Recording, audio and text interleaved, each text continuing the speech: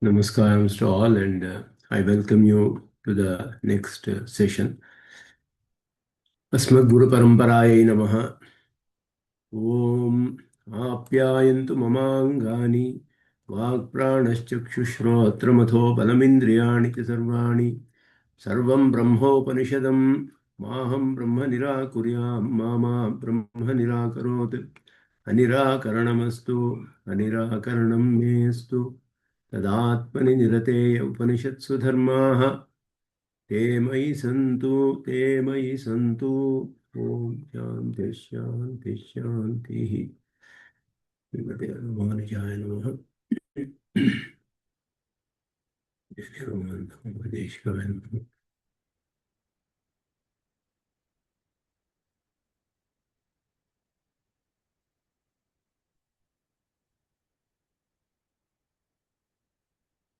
So after a gap of a couple of weeks, I welcome you all to the next session on Introduction to Vishistadvaita. We were studying the nature of Parabrahman as established in this system of Vishistadvaita based on the validity of the Shrutis, Sutras, Smritis, and all this. So in that, one of the most important characteristic of Brahman is that Brahman is the sole cause of the universe. That is the main thing established in the first two chapters of Brahma Sutras by Badarayana. And this is a very important aspect because for anyone who wants to escape this cycle of birth and death, one has to meditate on, or one has to take refuge at the feet of that deity who is the sole cause of this universe. Nobody else can rescue us from this world. This is what the Upanishad itself tells us. So first we have to know who is the sole cause of the universe, whether the cause of the universe is the material, the inert material, matter, Prakriti itself, or is it an intelligent deity, is something that is first established. Inert matter cannot act by itself, is very well known by our experience, because it does not have knowledge. It doesn't know when to change, how to change, and all that. So creation, dissolution, all this cannot happen by itself, by inert matter. That is well known in the Upanishads and even in our experience. So it has to be a deity. And who is that deity is the main thing that we have to know. And for generally in this world, what we see between cause-effect relationship, an effect, if it has to be produced, a product or an effect, karya, there is a need for several causes, several types of causes. The material is required, which is called a material cause. An intelligent person is required, an intelligent cause or efficient cause. And the various instruments are required. Without all these, an effect cannot happen. If I have to produce a mobile, let's say, I need various material, and there has to be a person who can design it and assemble it and all those things. And there are machines and other equipment and all that are required. Without all these kinds of causes, an effect cannot be produced. And this world has so many multifarious objects that we see in this world. Different kinds of, how many innumerable kinds of materials are required. And somebody who can, is it one person who has produced this whole world or many persons? All these are very difficult to understand. Upanishad itself says, the Shruti, Rigveda itself says, Kuta ajata kuta iyam visrishtihi. From where we came, who has created all this? Who knows? So Angaveda, Yediva, Naveda, whether that Brahman who created this world, he might know, or maybe he also doesn't know Upanishad. Veda says, Rigveda. That means he only knows, nobody else can know, is the meaning. And if that Brahman is the cause, and he is only one person, there is only one entity which was present before creation. All the Upanishads say, whether Aitareya Upanishad or Brihadaranyaka, Chandogya, Taittiriya, Mundakopanishad, any of these Upanishads we take, the sections which describe the creation of the world, they all say there is only one entity before the creation. Atma eka agre asit. Brahma eka agre asit. Sadeva idam agra asit. Ekameva advitiyam. Brahmava idam agra asit. And things like that. Only one entity, Brahma, or Sat, Akasha, so many words are used. Only one entity is the important aspect. If one entity is there, in this world we see the sentient beings, the matter, and all that. So if all these are all newly created, is the question, then the Upanishad says the sentient beings are also eternal. And the matter is also eternal in a particular state. But it undergoes continuous changes in its essential nature itself. But it is never destroyed completely. The material is never completely destroyed. It only changes state. Whereas the sentient beings, for them, birth and death means association with the matter and then getting dissociated from the matter. This is only birth and death because they never undergo change in their essential nature. These are all known from the Shruti Pramana itself. So this is something very important. This we discussed a bit in the last previous session, just doing a recap so that because it's a very important aspect to understand with respect to the nature of Parabrahman. So Brahman is said to be the material cause and instrumental cause. If Brahman alone is material cause, then Brahman has to undergo change because the material always undergoes change during creation. That means Brahman is subject to defects if it undergoes change. Upanishad says avikari, he is without any vikara, without any modification. So in his essential nature or in his attributes, he doesn't undergo any change. But he is the material cause in a qualified state. He is qualified by the matter and the sentient beings. So Vishishta Padartha. It's a qualified entity. It's not just Brahman alone, but Brahman qualified by Chit and Achit as a single entity. He is the cause of the universe, is what we understand. And the changes happen in the Chit and Achit part of it, the inert matter and the sentient beings. Whereas Brahman remains unchanged. And Chitta Achitya are inseparably associated with Brahman. In all states, all the time, any time they can never exist by themselves. There is never independent existence for Chitta or Achitya. So this is also known from the Upanishads. So all these are understood from this a particular chapter, 6th chapter in Chandogya Upanishad called Sadvidya Prakarana, which explains creation in the most wonderful way with so many demonstrations and all that. Acharya Uddalaka teaches to his son Shvetaketu. So he says there is only Sat was there and it was only one without second. So without second means what? When we say there is a king there is no second for that king. Without second, he is a single ruler. If we say he doesn't have anyone who is equal to him or above him in his capabilities and all that is the meaning. Doesn't mean that he doesn't have commanders, or he doesn't have people, or he doesn't have an army, or he doesn't have a family. He doesn't. All that is not the meaning. Advitiya Raja, if we say, he is unparalleled. If we say he is non-second, he is the only ruler in this world. If we say, not that he is the only person. He also has a body, he also has qualities, he has everything and all that.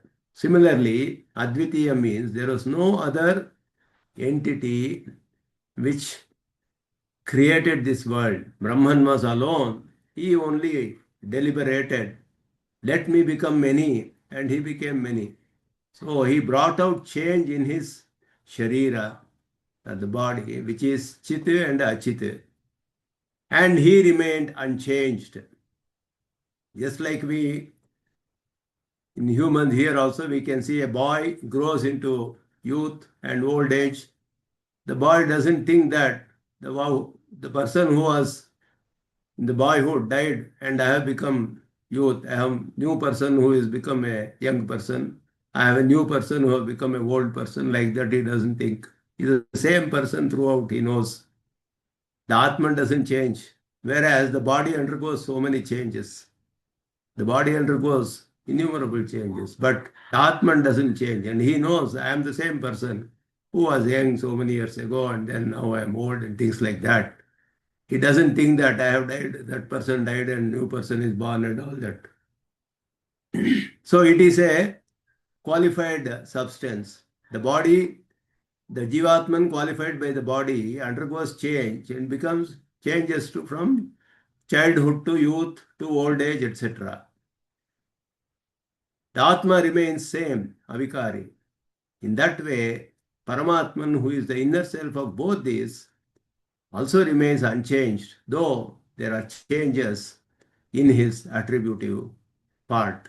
So that is the essence of this creation. That is how material cause means where the effect happens. That is the definition. Which is the main material means Brahman only. Qualified Brahman is the material. He is the only entity, and qualified Brahman is the effect also. But the body undergoes change. Like Devadatta, if you say boy, Devadatta boy becomes Devadatta young person, Devadatta old person. The changes are all happening in his body. Devadatta remains same. So he himself becomes young and he himself becomes old. Like that, Brahman qualified by Chit and Achit gets modifies, brings about the change in his body to the gross state. That is why Upanishad says, Bahusyam Prajaya Aham Bahusyam. I myself will become many. Brahman deliberated. He didn't say, I'm going to use matter and create this world. He said, I myself will become many. That is what Brahman deliberated. So, that is the essence of this creation, which we have discussed in little more detail last time. So the effect is not different from the cause, he is told. That means it is not a new substance that is created. The same substance undergoes change. So effect is nothing but the cause undergoing a change and getting into a new state. The mud changes into pot. Mud itself gets modified into a new state. A pot is nothing but mud which is present in a new state, different state. It has a different shape, different form, different name, different uses. It is present at a different time. Morning there was mud, afternoon there is pot. So all these things are cause effect happens like this. It is avastha tarapati, different avastha, different states. That itself is effect. That is karya karana bhava. Same material is present in a different state. The same way, Brahman qualified by subtle chit and achit becomes Brahman qualified by gross chit and achit. This is called creation.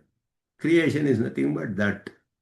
Brahman changing the state from subtle chit achit attributes to gross state of chit and achit. That is the only thing. That is the state. The world becomes known. We can see with our eyes. Before creation, they were in such subtle state, unified with Brahman, so that you cannot make out them as three entities, different entities. Nama, Rupa was not there, name and form was not there. You cannot identify this is Manushya, this is Deva, this is bird, this is animal, like that. They were in such subtle state.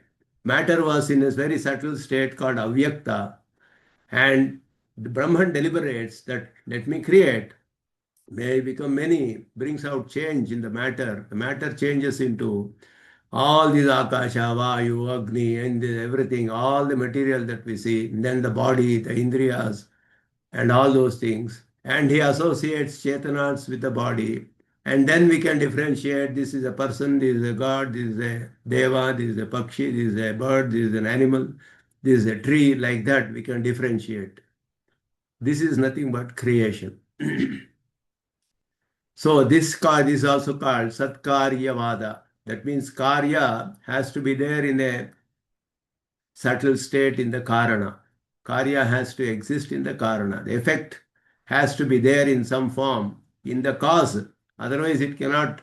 The cause has to have the capability to produce the effect. Any material cannot produce any effect. So like that, a gold can only produce golden ornaments. It cannot produce iron or mud pot. So the effect has to be in some form in the cause. It has to be there. Otherwise the world cannot be created. So the world has all this material and all the sentient beings. It has to be there in some state, in the causal state also with Brahman. That is the subtle state where name and form differentiation was not there. After creation, name and form differentiation comes into being. Nama Rupa Vibhaga, it's called. So the sentient and non-sentient will be in very subtle state unified with Brahman without name and form is the causal state. The same thing gets changed into gross state is called the state of effect. That is nothing but creation. So, and Brahman remains as the Antaryami, inner self, inner controller of everything. So that is the essence of creation. That is how creation is explained in the Upanishads. And there is another important aspect that there are many Shruti Vakyas which declare identity of Brahman with everything else. So it looks like it is explaining identity of Brahman with everything else. I am Atma, Brahma. This Atman is Brahman only. Atma is Brahman only is what the apparent meaning of this statement. But we have to understand the meanings of these statements in such a way it doesn't contradict what is told in other parts of the Upanishads or other Upanishads. So there is no mutual contradiction anywhere in the Upanishads and the Vedas. There is no mutual contradiction. They are completely self-valid, 100%. So there cannot be contradictions within the prime validity, the valid document, that is the Vedas and the Upanishads put together. It is one entity only. So here how to explain this is, it is explained with respect to what is known as Samanadhikaranya. So that is what we are going to see today. Creation is nothing but Brahman existing in the gross state. We have covered some of the slides earlier itself, so I am just skipping a little bit. So in the causal state, Brahman is qualified by Chit and Achit, which are in the subtle state. In the state of effect, the same Brahman exists being qualified by Chit and Achit in the gross state. And Brahman remains Sarvajna, Sarvashakta, and all those things, incomparable knowledge, power, lordship, everything. There is no change in the nature of Brahman in any way. And he is eternally associated, all the Chit and Achit, with Brahman. And Brahman remains untouched by any defect in any state. So this is how it is established. And Brahman, nature of this Brahman, creation and all that, they are all something beyond our sensual perception, sensory perception. So they can be understood only from the Shastra, that is the Vedas. So the logicians established Ishvara through reasoning based on cause-effect relationship. If a product has to be there, there has to be somebody who has created the product.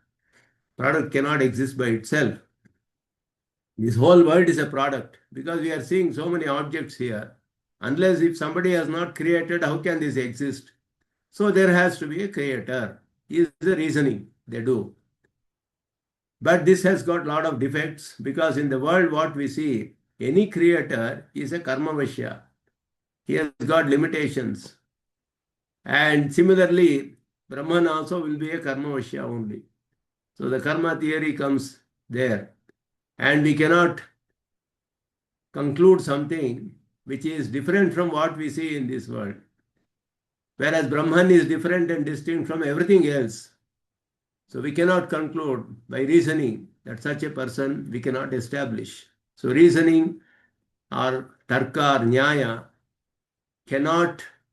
doesn't have access to supersensory aspects. We cannot just reason it out that because I enjoy in a palace, there is a palace where so much of enjoyment is there. So there has to be a word called Svarga somewhere. Looking at the palace, we can reason it out and we can say that there has to be a Svarga. We cannot do all that. Reasoning doesn't have access to supersensory objects or supersensory things. It is limited to what we can see with our senses. So these are all that is not accepted by the Vedantic systems. The Sankhya say Prakriti itself modifies, whereas Achetana, matter cannot act by itself, we know very well. And Purvamimamsakas say there is nothing called complete creation or dissolution. This world has been like this all the while and it will continue like this, is what is their theory. That is also not accepted. So in Vedanta, all these are not accepted. Whereas in the Advaita and Vishistadvaita, Brahman is said to be the material cause and efficient cause both. Whereas in the Dvaita system, Brahman is only the efficient cause and not the material cause, they say. So there are some differences in those things that we are not going to details of that. And the most important aspect of the Vishistadvaita system is Sharira, Shariri Bhava, Sharira Atma Bhava. This is a unique Siddhanta that is established in this system based on the Upanishads itself. The Upanishads itself uses the word Sharira. Yasya Prithvi Shariram, Yasya Agnihi Shariram, Yasya Akashaha Shariram, Yasya Sarvani Bhutani Shariram, Yasya Atma Shariram. 21 times it says Shariram, Shariram, Shariram, like that. Everything is Sharira to Brahman, declares the Brihadaranyaka Upanishad. Antaryami Brahmana, it's called.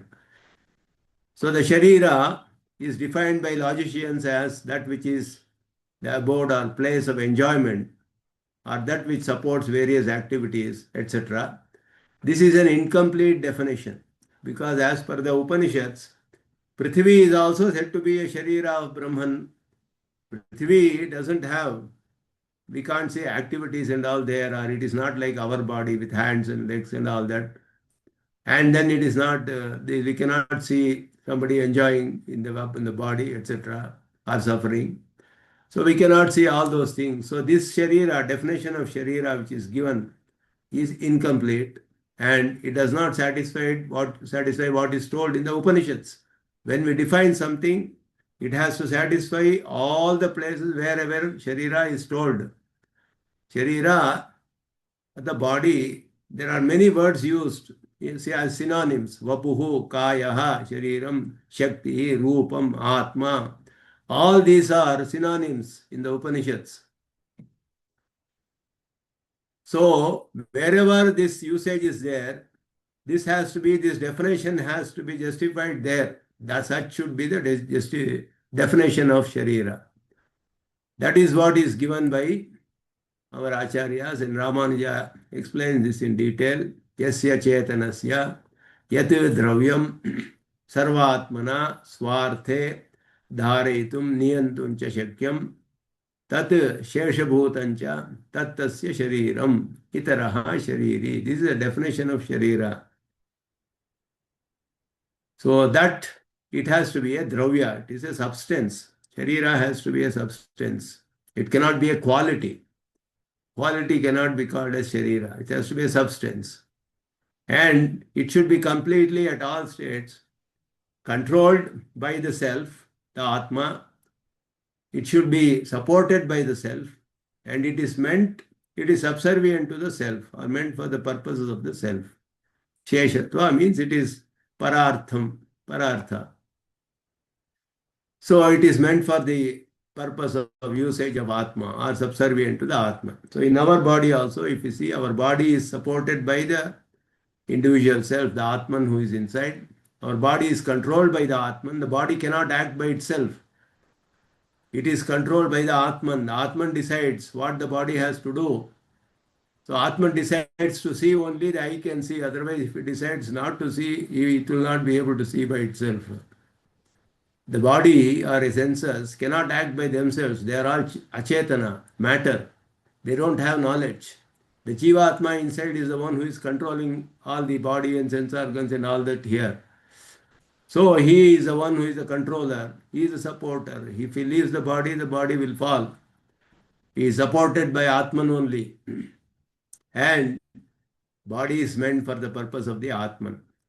The Atman uses it for various experiences and also to escape the samsara and all those, to get knowledge and all those things. He uses for various things. This body is given for that purpose only. So that is the definition of body. This definition holds good for all the places wherever body, sharira, shariri bhava or body-soul relation is told. Anywhere, this definition holds good. So that is how the definition is given. So this definition is something very important. And because the Brahman is the soul of everything, Brahman only is denoted by all words in the ultimate sense. This is our next things that happen, that Sarva Shabda Vachyatva is said for Brahman. Sarva Shabda Vachyatva. Sarva Shabda Vachyatva means all words in the ultimate sense define Paramatma. That is called the Apariyavasana Vritti. Apariyavasana Vritti. All the words denote. But in practice, we use words only up to the Jivatman who is in the body. If you say, oh, Devadatta is there, we call that Devadatta, Devadatta, come here. Are we addressing the body of the Devadatma or the Jivatman who is inside the body? The body cannot be addressed because it is inert. It doesn't understand. If I say, mobile, come here, mobile cannot come to me because it is inert. It doesn't understand. Maybe they will make a robot sometime where it will come. The robot can come, it understands. It has some intelligence built into it. That is also done by a human being only. So, but it cannot act by itself. Inert matter. We know that very well. And the Atman is not seen at all. So how can I address the Atman? Devadatta, Devadatta, Atman, come here. So when we say Devadatta, come here, what are we addressing there? We are addressing Devadatta Atma qualified by the body together as one entity. Only one word is used for both. The word Devadatta denotes body and the self also. The self qualified by the body is denoted by one word. So the word Devadatta, which has come to the Atman because he is associated with the human body, denotes the Atma also, the body and the Atma. Devadatta means a Manushya, Sharira, Vishishta, Atma. Atma doesn't have Jati and all those things, class and Manushya, Deva. This classification is not there in the Atma at the soul level. There is no classification like that. Soul is just a soul, Atma. Atma is not Purusha or Sri or Manushya or Deva, etc. Because of the association with the body, he is called a Manushya or a Deva or a tree or a Pashu or a Pakshi, etc. The body is the one which is association with the body is the cause of being called like that.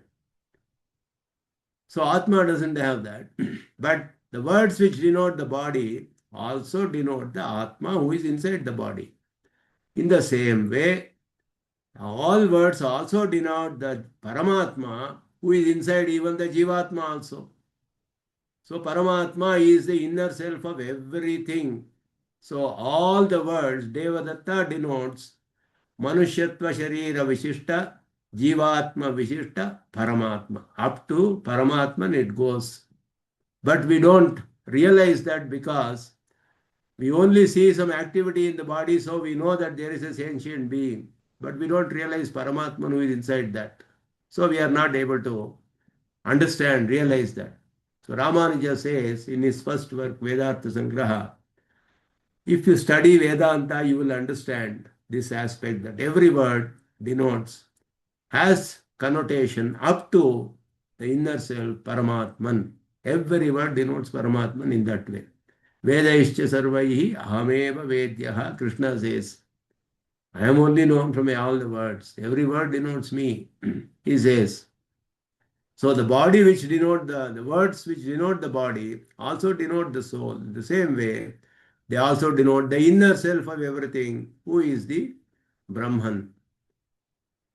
So though they are different and distinct, and also from Brahman, since they are inseparably associated with Brahman, there is always, they are known as a single entity. This is Vishistadvaita. This is the meaning of that.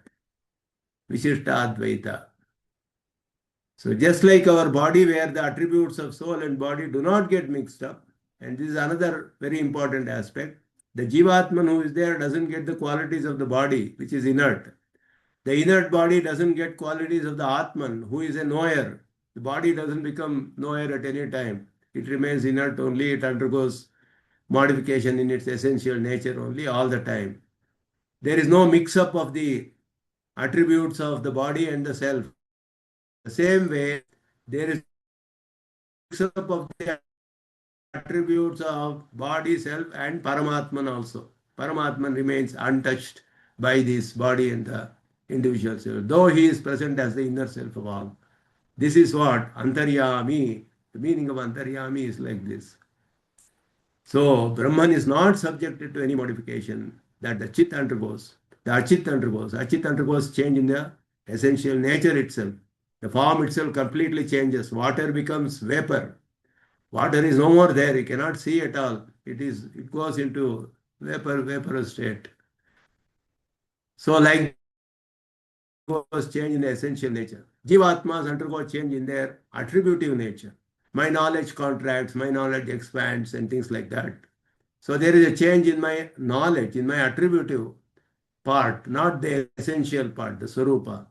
Swarupa remains unchanged. But Paramatman doesn't undergo any change, though he is associated with both these inseparably all the time. So this is Paramatman's two attributes mainly, that is untouched by any defect and about to innumerous auspicious qualities.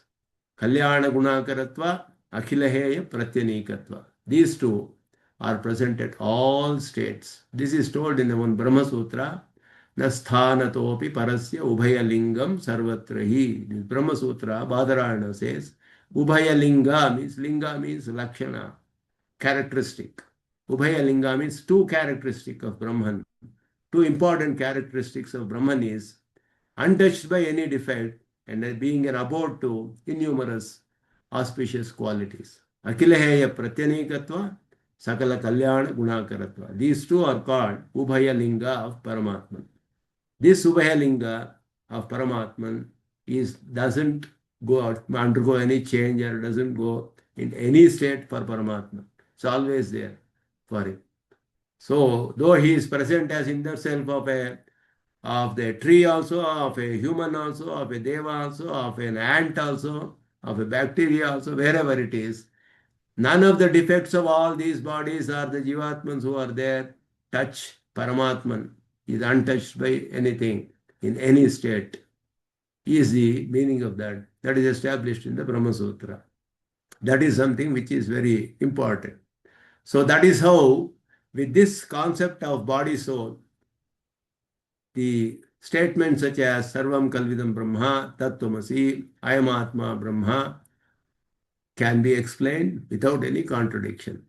And also, the Vishnu Purana says, Jyotim Shi Vishnu, Bhuvanani Vishnu, Vanani Vishnu, Nadyaha, Saritaha, Dishascha, Samudraha, Yadasti, Yannasti cha Vipravarya. Whatever is there, whatever is not there, that means which was there earlier, which is going to be there in future. Everything is Vishnu, it says. Vishnu only is everything. Means what? Means everything is having Vishnu as the inner self, is the meaning. So this is another very important aspect that we have to understand, that when all things are equated with Brahman, it's called Sarvavastu Samanadhikaranya. That is a technical word. Sarvavastu Samanadhikaranya is a technical word. That is explained here. Knowledge, that is when all words denoting bodies that I said, knowledge of Vedanta, we come to know. The word Devadatta also denotes the inner self Brahman along with the Jivatman and the body. That is called Deha Vishishta, Jiva Vishishta, Brahma is there in every being in this world. Brahman being the inner self, everything being inseparably associated with him. This is an important aspect. All words have meaning till Brahman in the ultimate sense. This is known as Aparyavasana Vritti. So when we say equate to another thing with Brahman, it is not the identity of several things, but qualified unity. That is the essence of Vishistadvaita. Brahman doesn't become Jivatma or Prakriti, matter, but he is qualified by this. So there is a single entity, whereas three aspects are there in that, three substances are there, but they are inseparably associated. So they can be seen as one unit, addressed by one word, etc. So that is how we have to understand Shruti Vakyas. So now we will go to understand one important concept called Samanadhikaranya. It's called coordination, concomitant coordination. Many words which are in the same case, vibhakti, which are used, and they are used as attributes for an object. We know that in general, an attribute differentiates an object from other objects. Attributes have the quality of differentiating an object from other objects. If I say a red shirt, redness is the attribute, shirt is the substance. Red shirt differentiates that substance from a black shirt, from a white shirt, from a blue shirt, from a yellow shirt. So this redness quality that is told, it differentiates that particular substance from other substances. This is the nature of an attribute. So when multiple attributes are used, generally it has to be, if I say a red white shirt, it cannot be one shirt. It has to be, red shirt is separate, white shirt has to be separate. There has to be two shirts. So attributes have the nature of multiple attributes when they are used together. Whether they denote multiple objects or the same object is the one important question that we have to understand aspect. So what the grammarian Kayyata defines is that when the attributes are non-contradicting mutually, then they can qualify the same object. So if I say red white shirt, of course red and white are mutually opposed. So they cannot be the same shirt. Either it has to be red shirt or white shirt. So it cannot be the same object. Whereas if I say red collared shirt, collared can be an attribute which is a different, it's not a color, it is telling some other aspect of the object. So these two attributes, redness and being collared, they are not mutually opposed to each other. So they can qualify the same object. There is no problem there. That is called Samanadhikaranya. This is a very important aspect that we have to understand here, that many attributes which are not mutually contradicting, qualify the same object. It's called samana adhikaranya. This is a technical term, samana adhikarana. So generally attributes have the nature of distinguishing a particular object while separating it from other characteristics. Normally, multiple attributes may lead to multiple objects, as each is mutually distinguishing. But if the attributes are not mutually contradicting, then they can qualify the same object. Tall and short cannot qualify the same person, because at the same time one person cannot be tall and short. So they are opposed. So those which are not mutually contradicting, for example, black-eyed, tall, handsome, Devadatta, if we say. Here we have black-eyed is one attribute, tall is one attribute, handsome is another attribute. Three attributes are there, qualifying the same person, Devadatta. There is no contradiction here. They can qualify one person.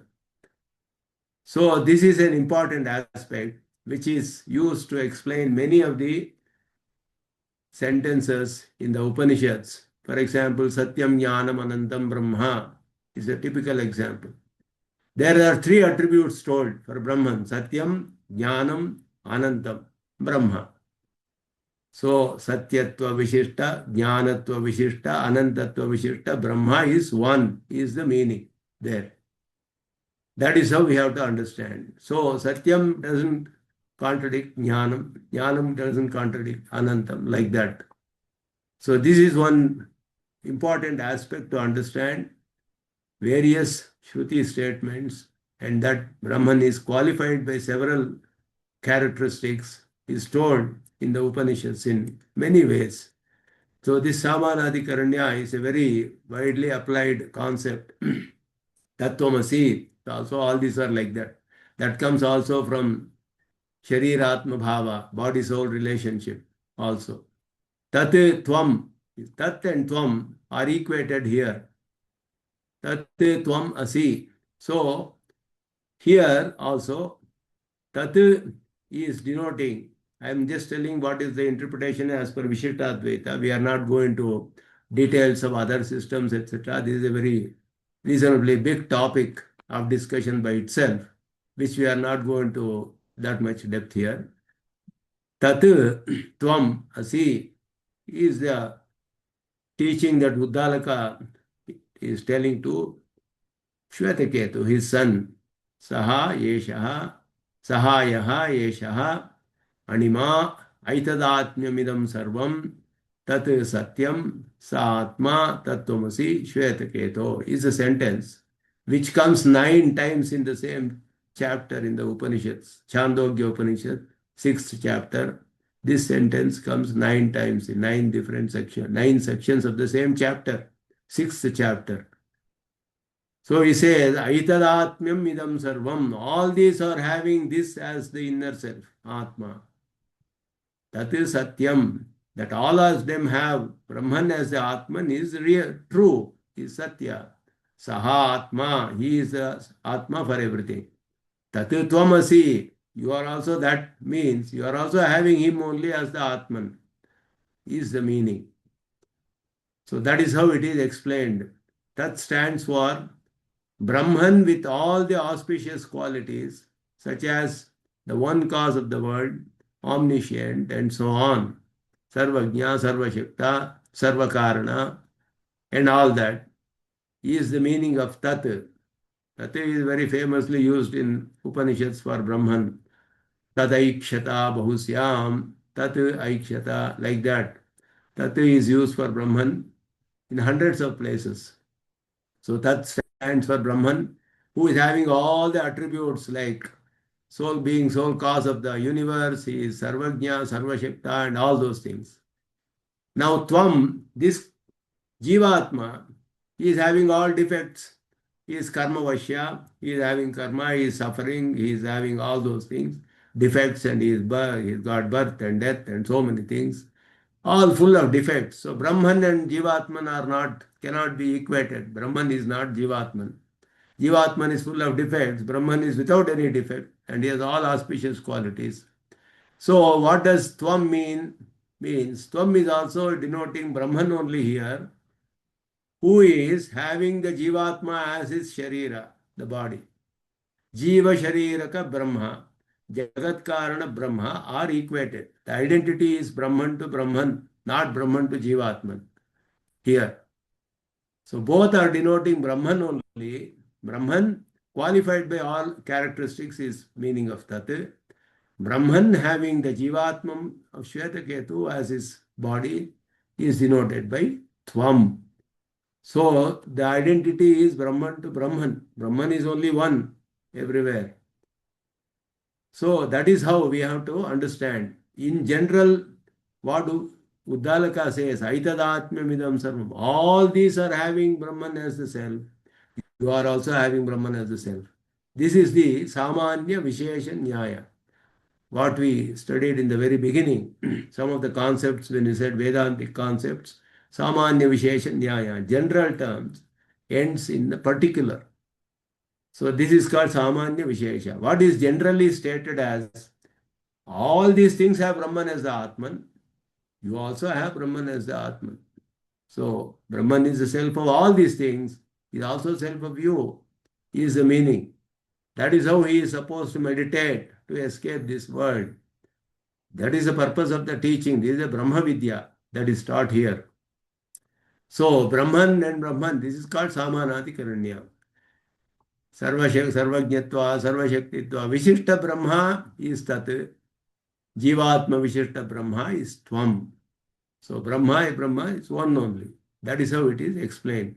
The general statement ends in a particular to Shvetaketu. The identity is Brahman only, not with Brahman and Jivatman. This is all using Samanadikaranya and all those things. We explain body-soul relationship, all that. That is how the statements are explained. So I just given some. Similarly, Ayamatma Brahma means the self is Brahman is a straightaway translation if we see. But as per the Vedantic concept, the self, individual self, as Brahman as his inner self. Ayamatma Brahmatmakaha is the meaning. He is Brahmatmaka is the meaning. Sarvam Kalvidam Brahmatmakam is the meaning here also. Sarvam Kalvidam Brahmam. All these are equated with Brahma. All these are not Brahman. All these are having Brahman as a self. Brahman is the creator of the world. Brahman is having all these as the Sharira. So the inner self of all these and the creator are one, Brahman. So that is how statements are explained. And thus all the Vedic statements are given in the primary sense. We are not explaining in the secondary sense. Otherwise we have to take secondary sense for all these words if we have to explain in any other way.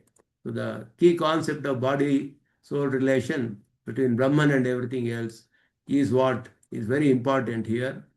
And Sarvavastu Samanadikaranya is equated with everything is because of the body-soul relationship only. Brahman can be told to be everything. Everything is Brahman means everything is Brahmatmaka, having Brahman as the inner self. So the word, all the words denote up to the self also, the inner self. So that is how everything can be told as everything also denotes Brahman. So that is how it is explained. Sarva Shabda Vachyatva, Sarva Vastu Samanadikaranya. These are all the technical terms that are used to explain this concept. And this is supported by hundreds and hundreds of Shruti Vakya, Smriti and Sutra and all those things. So that is the one very important aspect that we studied about Brahman today, that Sarva Vastu Samanadikaranya, Sarva Shabda Vachyatva, and Sarva Shariri or Sarvatma. These are the some important characteristics of Brahman that we have to remember. And now being in such a sole cause of the universe and having no defects at all, untouched by any defects, Brahman only has the capability to remove defects from others. If I myself have defects, I cannot remove defects of others because I am myself struggling. So in this Prakriti Mandala, in this world, everyone up to Chaturmukha Brahma are all bound here with karma, due to karma. They are all bound selves. All beings in this Prakriti Mandala, from Chaturmukha Brahma to the lowest entity, Abrahma Bhunalokaha, Jagadantar Vyavastitaha, all are karma vashyas. From Chaturmukha Brahma to the lowest being, you see, they are all karma vashyas. They are all suffering here. They are all born and dead. They undergo cycle of birth and death. And they themselves have defects. They cannot remove defects of others. Somebody who is the creator of this world, beyond all this, untouched by any defects, and having all auspicious qualities, only can remove defects of others and help us escape this cycle of birth and death. And he is declared to be Sriman Narayana in the Upanishads. So that is how it is explained. So Upanishads declare that Bhakti Yoga or Upasana and Prapatti are the means to liberation. So you do this Upasana and you will get moksha, or do this Prapatti, you will get moksha. Like that, they explain means to get rid of this samsara. But these are all basically karma, actions. Action itself cannot give fruit. Karma cannot give fruits. So if I perform a yaga, for example, Ashwamedha yaga, if I do, Ashwamedha yaga is a collection of acts. It is a karma. That itself cannot give fruit because the action doesn't know. It is not a chetana. So what is yaga? Meaning of the yaga is yaja deva pujayam. The word yaga is derived from the root yaja deva pujayam. Deva puja, worshipping a god. So all these karmas that are told in the Vedas are all worshipping of gods. So various gods, and they have kept various powers to give various boons to those who worship them. So if I worship Indra through some Ashwamedha yaga, whatever he has powers, he will give me the benefits of that. If I am interested in that Sargaloka, go and enjoy in some Sargaloka, I'll perform that yaga and then please the God who is told in that, and then I will get the benefit from that. So the karma itself doesn't give, but the deity who is worshipped through the karma can only give the benefits or the phala, the fruits. The same way, even Narayana, who is worshipped or pleased through the bhakti yoga or upasana or prapatti, only can give fruits. And he is declared to be the Parabrahman, Paramatma, who gives the fruits for all the karmas told in the Vedas. Though it says various devatas, Indra, Varuna, Agni. So I worship Agni through some Agnihotra, for example, some karma. I worship Surya, I worship Indra, like that. They all have been given those powers by the Supreme Being, Supreme Paramatman, who is Sriman Narayana only. And because of him only, they have got the power. They have worshipped him to gain those powers. So I can perform a yaga and gain certain powers and gain certain position, like a devate. If because I want to become Agni, for example, I can perform certain yagas told in the Vedas, and I can become Agni, and in some birth. Then I will have the powers, and everybody will worship me, and I will have the capability to give. It is like a position, ministers, chief ministers, and all those things like that. But all these devatas are given those powers by Paramatman, who is the supreme being. And they themselves they have pleased him through some karma and they have got the powers. Once that their lifespan ends, that will go. They enjoy that fruit. It is meant for a particular period of time and they all have limitations. Whatever power, fruits we take from the yagas and all that, they are all limited. They are not unlimited. Only liberation is unlimited and eternal. All other things are limited and they are very meager compared to moksha.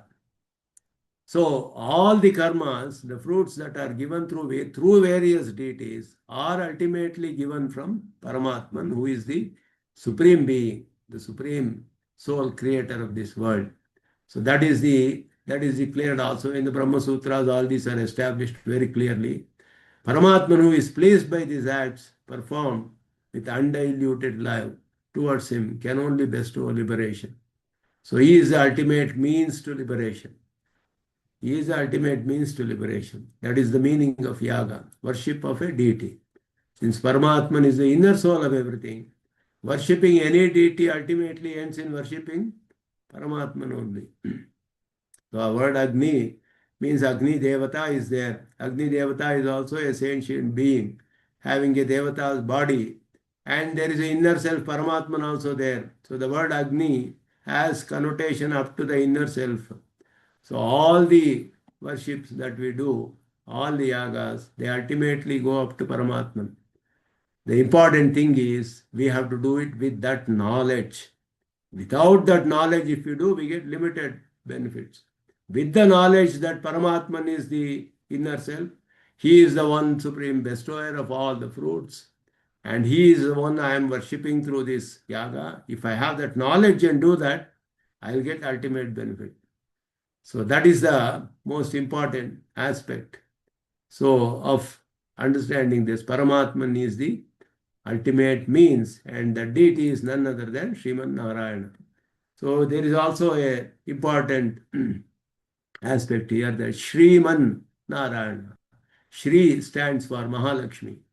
So he is always associated with Mahalakshmi inseparably, and they both have equal status in this system of Vishistadvaita.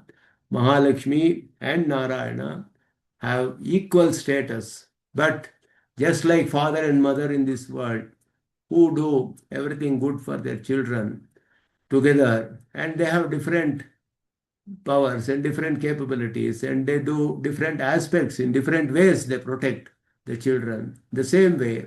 Narayana and Mahalakshmi also, they have divided their responsibilities, and they say, I will do this, you do this. So they are together trying to save all the souls in this world. That is their purpose. So that is how it is explained. This is a very detailed subject matter by itself, established in various works of our acharyas. And Upanishads declare also very clearly, Hrishchate Lakshmishcha Patnyau. This is a Purusha Sukta which is talking about creation. It is a Srishti Prakarana. So there, before creation also all the goddesses were there. Mahalakshmi was there. It's very well known. Sumajjanaye, Vishnave, Sumajjanaye means one who is having Mahalakshmi as his wife. Is the meaning of this word, Vedic word, Sumajjanihi. And these are all told in so many places. I have just given a couple of examples. So this is another important aspect. And Sriman Narayana, he is existing in 5 different forms, Pancharupa, Para, Vyuha, Vibhava, Antaryami, and Archa. These 5 forms he is present. And that is well known, that we will probably see it in the next class. We have covered many of the important aspects of Parabrahman. Little bit more is pending. That we will anyway cover in the next session and continue. We will come to almost the end of the session today. And this is actually the last slide. Couple of slides are there. Anyway, we will do some recap and conclude it in the next class. The nature of Brahman, as we understood, which is the most important aspect. And with that, I conclude today's session and leave the class open for any questions from Sri Krishna.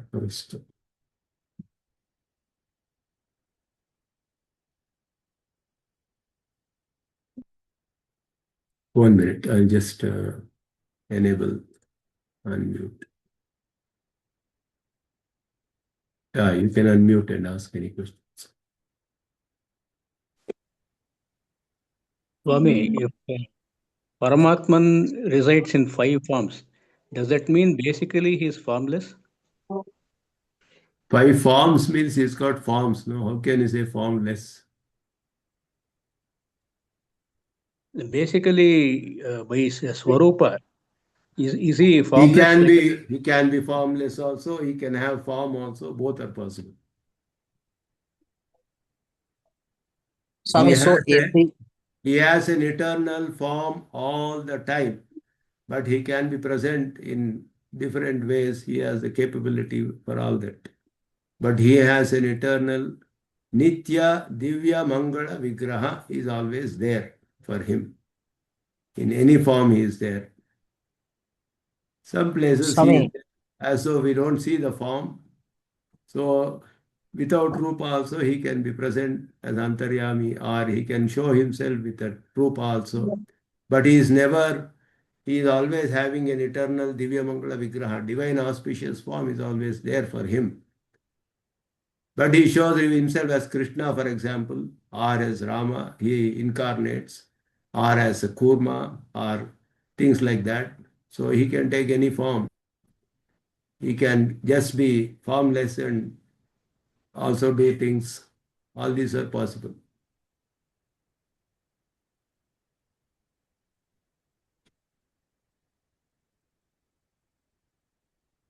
What is the doubt? I am not clear. Is the doubt cleared or? Yeah, the thing is, when you're talking about Jivatma does not have any designation, Yes, male, female, or anything. So correct.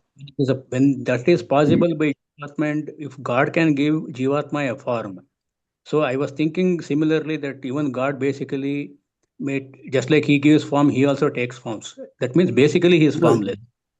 Jivatma doesn't have form. He is only the matter that has the form, not the Jivatma's form. It is a matter, association with matter, which causes my human body is matter. It's not Jivatma's form. There is only association of both and they get dissociated. But Paramatma's form is not like that. He has an eternal form also. And it can be revealed or it need not be revealed. So based on the a person who has the knowledge to see and who has the capability and all those things. And Paramatman Swarupa itself can be meditated upon also. That doesn't mean that he doesn't have a form. He has a form. Jivatma at the soul level doesn't have a form. He has to take a body externally, like matter here or in the liberation also. He can take forms in the moksha also. That we will see later. But Jivatma by himself doesn't have a form. He's just a self. He is Jnana Swarupa. That's all. Paramatma is not like that. He has a divine auspicious form also. Adiyan Swami.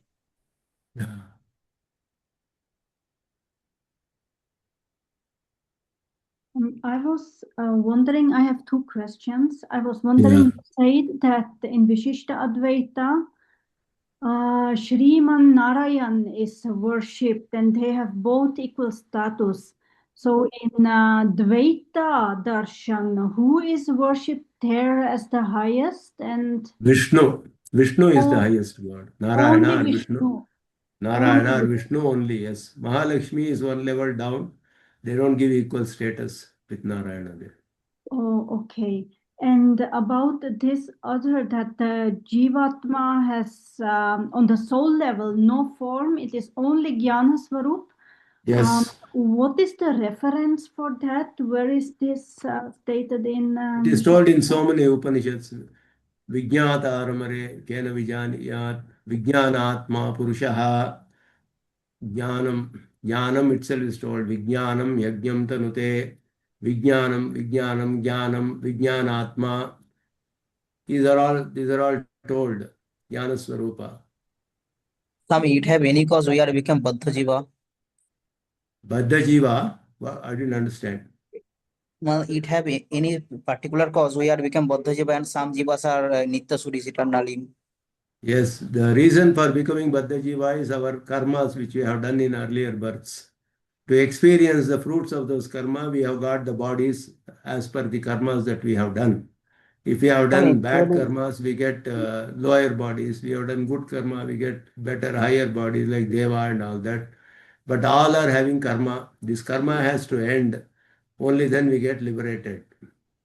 Actually I heard Nitya Suris are present in Vaikuntha eternally. Nitya They have Suris are, yeah, Nitya Suris are, as we saw when we studied the nature of Jivatma, Nitya Suris are special Jivatmas who are never associated with samsara. There are some Nitya Suris like that. How do we know that there are people like that Nitya Suris are there? We know only from the Vedas, from Shruti.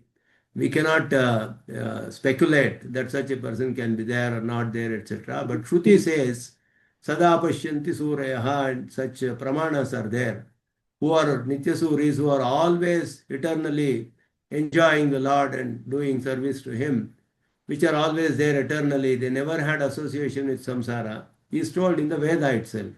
So, from that we can understand that there are certain jivas who are nitya suris, who never had association with samsara at all.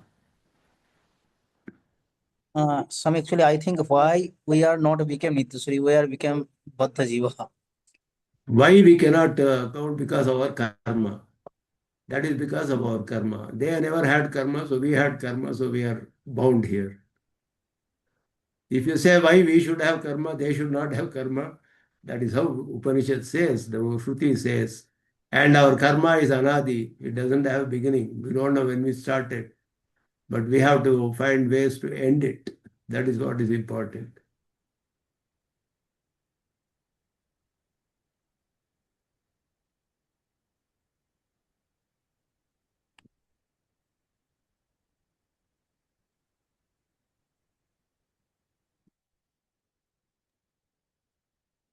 So if there are no more questions, I will conclude today's session.